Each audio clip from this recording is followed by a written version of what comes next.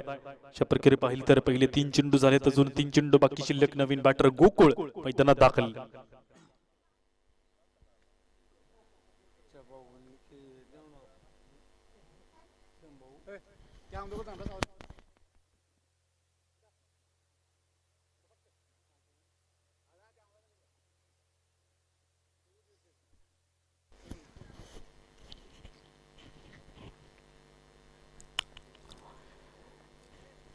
चौथा ball over मध्ये समोर बॅटिंग क्रीजवरती गोकुळ या खेळाडू